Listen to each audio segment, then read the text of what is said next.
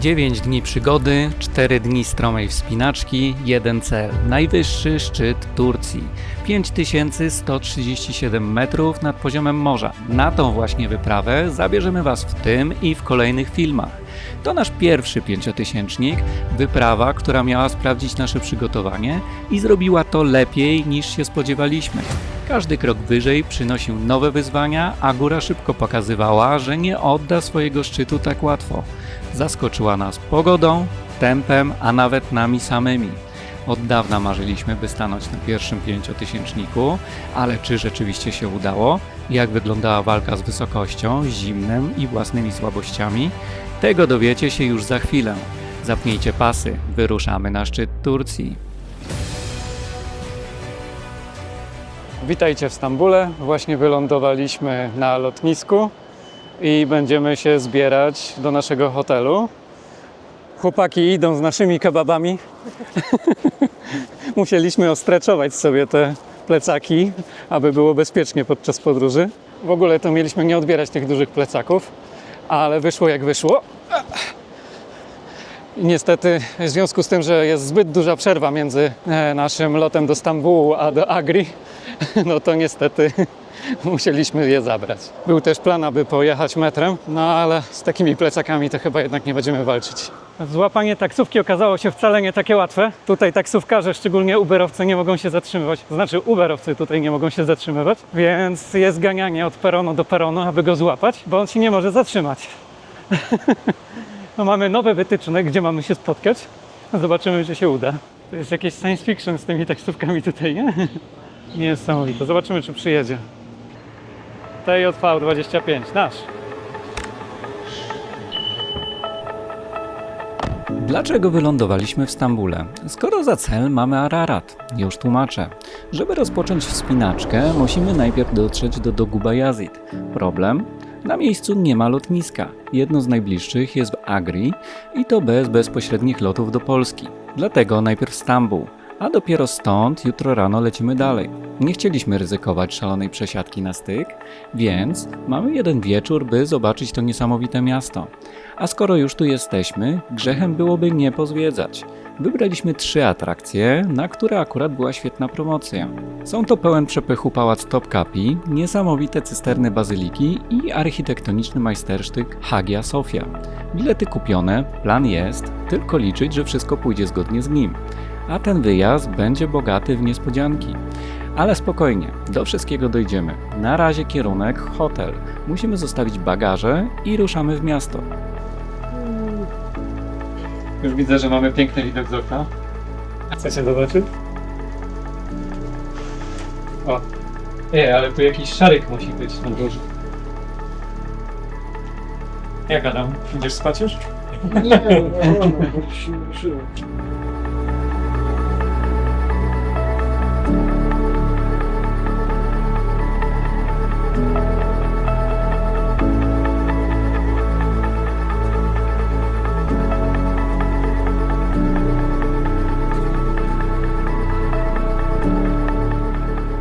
Już przy pierwszej atrakcji los wystawił nas na próbę. Spóźniliśmy się dosłownie o 10 minut. Ostatnie wejście do pałacu Topkapi z przewodnikiem było o 16:00, a my byliśmy na miejscu o 16:10. Blisko, ale jednak za późno. I nic nie dało się z tym zrobić. Ale wiecie co? Skoro pałac Topkapi nie wypalił, to może uda się zobaczyć coś innego. Mamy plan awaryjny. A teraz ruszamy prosto do jednego z najbardziej magicznych miejsc w Stambule. Czas na cysterny bazyliki. To jest taka mała kolejeczka do cystern bazyliki. Jest nieźle. No i wchodzimy jak VIP-y. Pominęliśmy jakieś 100 metrów kolejki. Elegancko. Wchodzimy do cystern bazyliki. Wow! Jak to wygląda?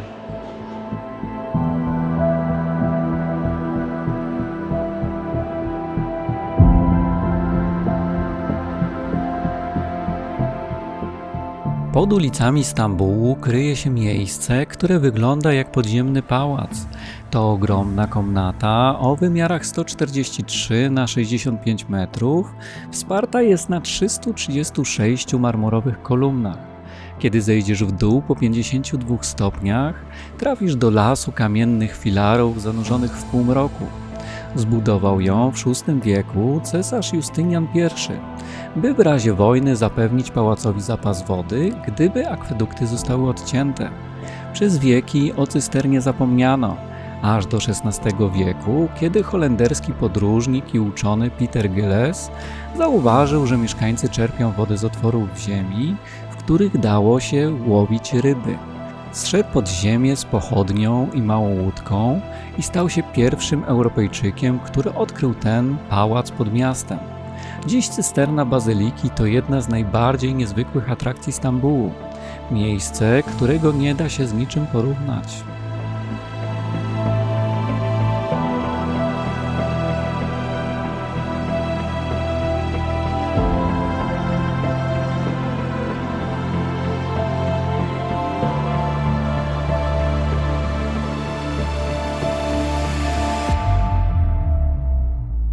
Skoro wyszliśmy już z tych cystern bazyliki i mi się ogólnie podobało, to waszym zdaniem warto było wydać te pieniążki na to, czy nie warto? W sumie nie wiem ile wydaliśmy, ale bez kolejki jak najbardziej, bo kolejka jest strasznie długa, jeśli się kupuje stacjonarny bilet. Fajnie, chłodno, robi wrażenie, wielkość tego wszystkiego, no i myślę, że jak się kupuje bilet online, to jak najbardziej. Ja myślę, że jakbyśmy nie zapłacili, to byśmy tego nie zobaczyli. A jakbyśmy nie zobaczyli, to miałyby nas spore wrażenia, bo naprawdę warto zobaczyć coś takiego na żywo. No dobra, czyli podsumujemy, generalnie to warto. Tak. Tak. A tutaj przed nami, właściwie przede mną, a za chłopakami jest nasz kolejny punkt programu, czyli Hagia Sophia. Idziemy zobaczyć ten cud. To kolejny raz oszukaliśmy system. Idziemy szybciej.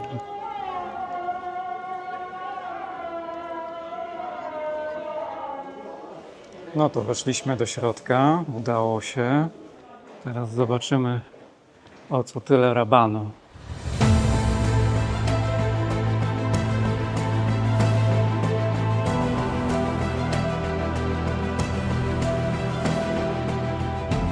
Jako niewierni możemy wejść tylko na piętro Hagii Sofii, to stąd możemy podziwiać ten absolutny cud architektury. Hagia Sofia powstała w VI wieku z rozkazu cesarza Justyniana I jako kościół mądrości Bożej. Najważniejsza świątynia Bizancjum, miejsce koronacji i symbol potęgi cesarstwa. Po zdobyciu Konstantynopola w 1453 roku została przekształcona w meczet, a minarety dobudowano już za panowania Osmanów. Przez większość XX wieku była muzeum, aż w 2020 roku ponownie stała się meczetem. Od 2024 roku zwiedzanie jest płatne, a dla odwiedzających udostępniona jest tylko galeria na piętrze. Parter pozostaje dostępny wyłącznie dla muzułmanów i to jedyny taki meczet w Stambule.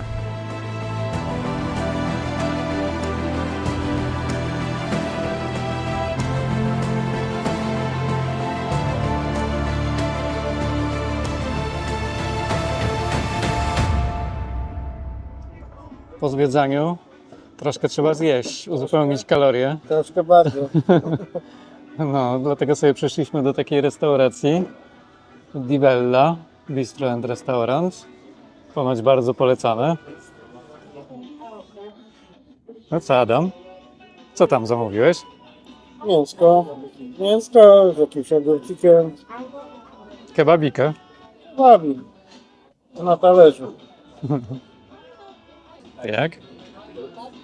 Dobry. Dobry. Teraz przechodzimy do Marcina. Już próbuję. Marcin bezpiecznie zamówił sobie kurczaka Grillowanego. grillowanego. Kurczak grillowany. Kurczak jak kurczak. A ja taką szyszę sobie zamówiłem. Będziemy próbować.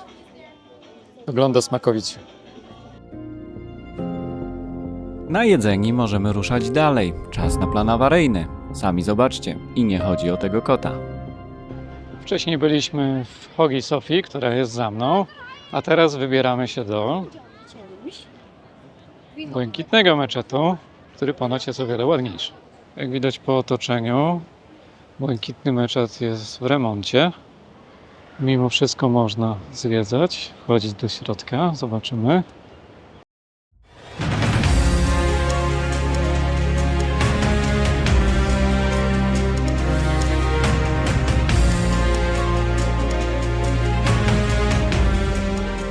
Wyobraźcie sobie 19-letniego sułtana, który postanawia zrobić coś niewyobrażalnego. Zbudować meczet piękniejszy niż stojąca obok Hagia Sofia. Tak w 1609 roku Ahmed I rozpoczyna budowę błękitnego meczetu, jednej z ostatnich i najdoskonalszych pereł klasycznej sztuki osmańskiej. Legenda mówi, że chciał w ten sposób odkupić młodzieńcze błędy. Jedno jest pewne: nie szczędził sił ani pieniędzy. Pracował na placu budowy aż do wyczerpania, a garncarzom z Izniku kazał tworzyć płytki wyłącznie dla tej świątyni. Efekt? Wnętrze błękitnego meczetu to prawdziwy ocean detali. Aż 21 000 ręcznie malowanych płytek fajansowych, wszystkie w odcieniach błękitu, tworzą misterny roślinny wzór, który sprawia wrażenie, jakby ściany oddychały kolorem. To właśnie one dały świątyni jej słynną nazwę. Mihrab i minbar, ołtarz i kazalnica powstały z idealnie białego marmuru, a całą przestrzeń pokrywają miękkie czerwone dywany, które tłumią każdy krok. To nie jest zwykła budowla, to architektoniczne wyznanie wiary i odwaga młodego sułtana zamknięta w kamieniu.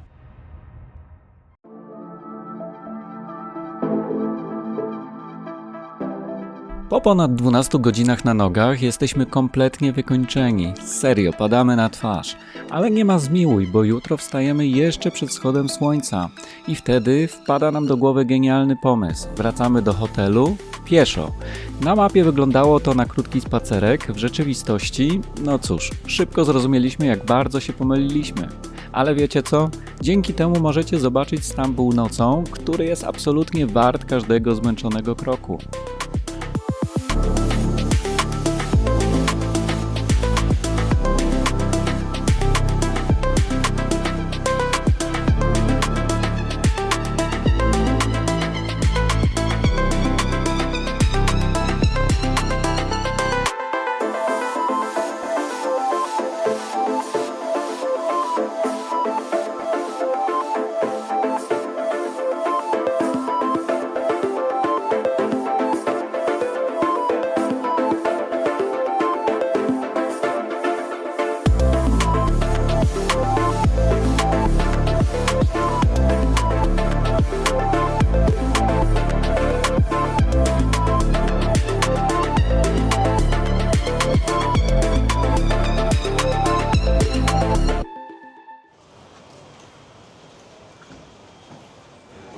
Cześć, witajcie w kolejnym dniu.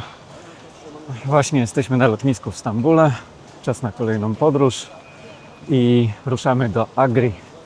Teraz nadajemy nasze paczki, nasze kebaby i widzimy się w kolejnym mieście. Do zobaczenia. Hej.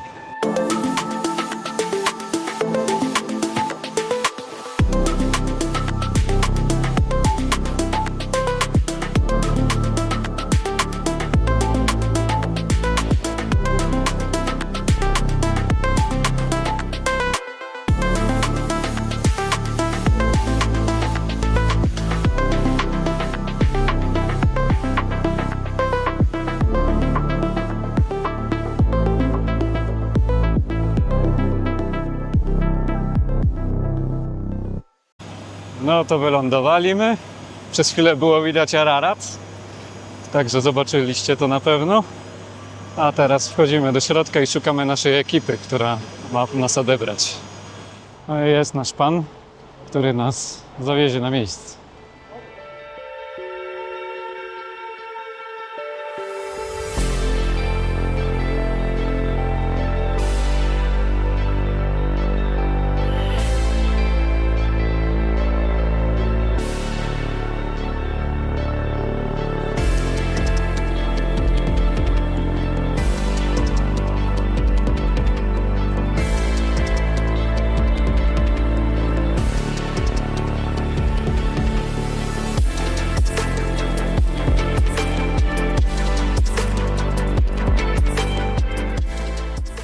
dotarliśmy. Nasz hotelik wygląda tak. Sobie wchodzimy. Hello, welcome. Hello. My name is Adam. Wtedy tego jeszcze nie wiedzieliśmy, ale ten moment był kluczowy. Azad, człowiek, który za chwilę stanie się naszym głównym przewodnikiem na Ararat, to od jego doświadczenia, decyzji i czujności będzie zależeć nie tylko powodzenie wyprawy, ale i nasze bezpieczeństwo. Zapamiętajcie tę twarz, jeszcze do niej wrócimy. A teraz lecimy dalej. Hello.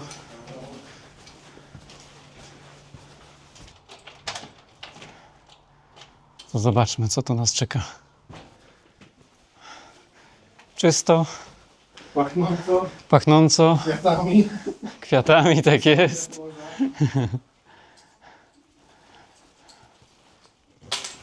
Jest okej. Łazienka.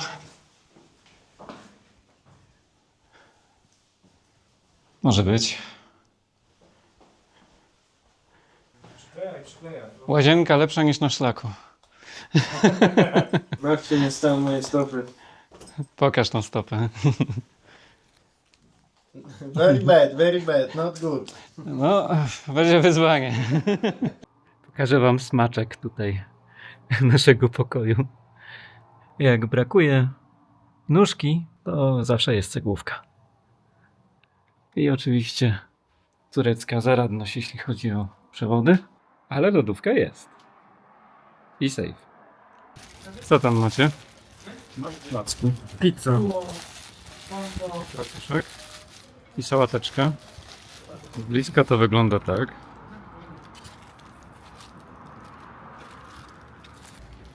Jak? Pizza smakuje. Czy pizzę dostaliście? Mamy przed sobą cały dzień, więc organizatorzy podejmują świetną decyzję. Jedziemy w góry. Zwiedzać Pałac Ishaka Paszy. To jedno z tych miejsc, które już samą lokalizacją robi ogromne wrażenie.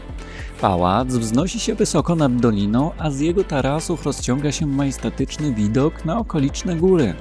Trudno lepsze tło dla historii, architektury i ciszy tego miejsca. W programie zwiedzanie było opcjonalne, a wszystko zależało od czasu. A kiedy już wydawało się, że to jedyny punkt dnia, okazało się, że czeka na nas coś jeszcze. No to wysiedliśmy i idziemy na Arkę Noego. Albo zapomniałem, albo tego nie mieliśmy w planach. W każdym razie miła niespodzianka.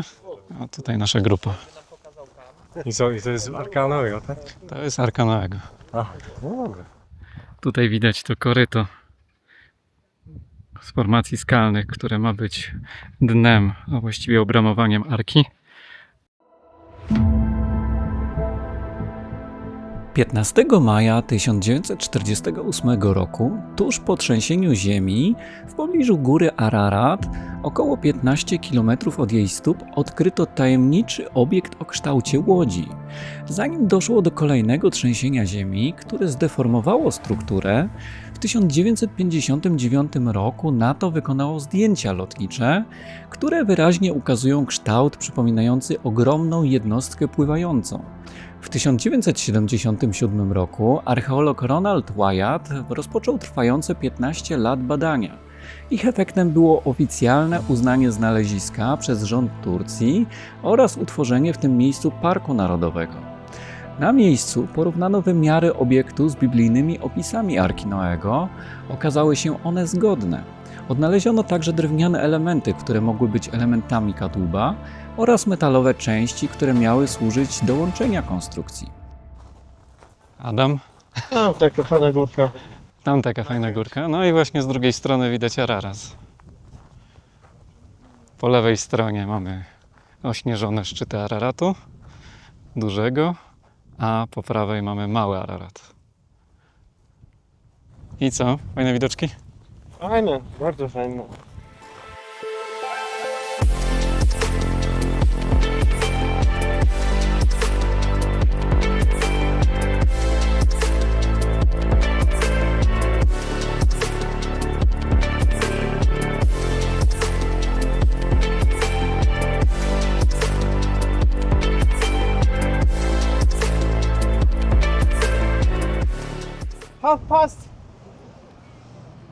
4 here, okay?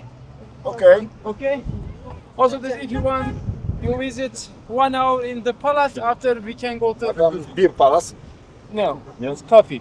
Coffee. You can go to sit here 30 minutes. Okay. Okay. Panna młoda. This fourth visit palace, okay?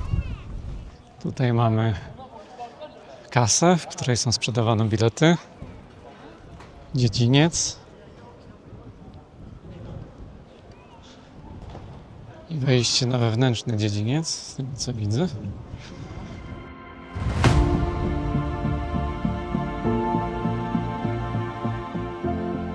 Na wysokości 2000 metrów ponad miastem Dogu Bayazid stoi budowla, która wygląda jakby pilnowała wschodnich rubieży świata. Pałac Ishaka Paszy, potężna warowna rezydencja, wzniesiona na skalnym płaskowyżu w miejscu zamieszkanym już od czasów starożytnych. To, co widzimy dziś, powstało na przełomie XVIII i XIX wieku z inicjatywy Ishaka Paszy, wodza lokalnych plemion. Nie jest to zwykły pałac, to symbol władzy i ambicji, który miał robić wrażenie na każdym, kto odważył się tu dotrzeć. Z czasem jednak miejsce to zaczęło popadać w ruinę. Pod koniec XIX wieku pałac stracił swoją dawną świetność, a przez pewien okres służył nawet jako koszary tureckiej armii. Dopiero w ostatnich latach rozpoczęto częściową renowację, dzięki której dziś możemy zwiedzać ten niezwykły kompleks. I właśnie tu kryje się jego największa magia.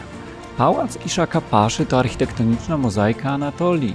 Połączenie stylów seldżuckich, osmańskich, ormiańskich, gruzińskich i perskich. Wśród kamiennych murów przetrwały pozostałości haremu, a także niewielki meczet.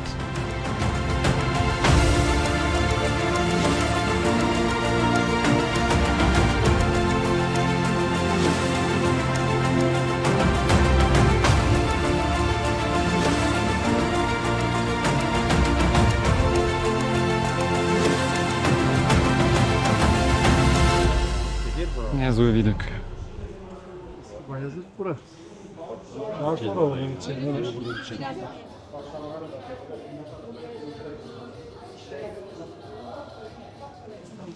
No, to pytane. Właśnie, masz tam napisane. Masz ściągę. Które jest które? Bo któreś jest Kadaif, a któreś jest Tatli. Okej. Taka baklawa. To spróbuj najpierw tego pierwszego. Okej. A to takie maczane chyba w mleku, nie? Coś. Właśnie.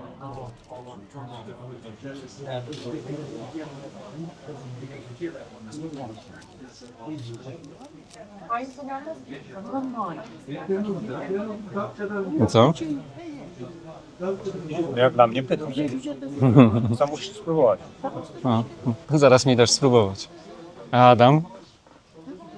Co tutaj masz? Nie wiem co to jest. To smakuje jak cukier z cukrą. Makaron z cukrą taki. Makaron z cukru? Cukrowe nitki takie. Jak masz do rosołu, nie? To takie z cukrą, a tam w środku więcej. Czyli taka, można, wariacja baklawy. No to też jest baklawa, to czymś na sątona, czymś innym. Tak. I chyba, że jakimiś orzechami. No ciekawe.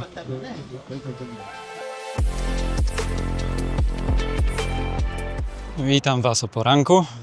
Jestem przed naszym hotelem, a za chwilę ruszamy w trasę.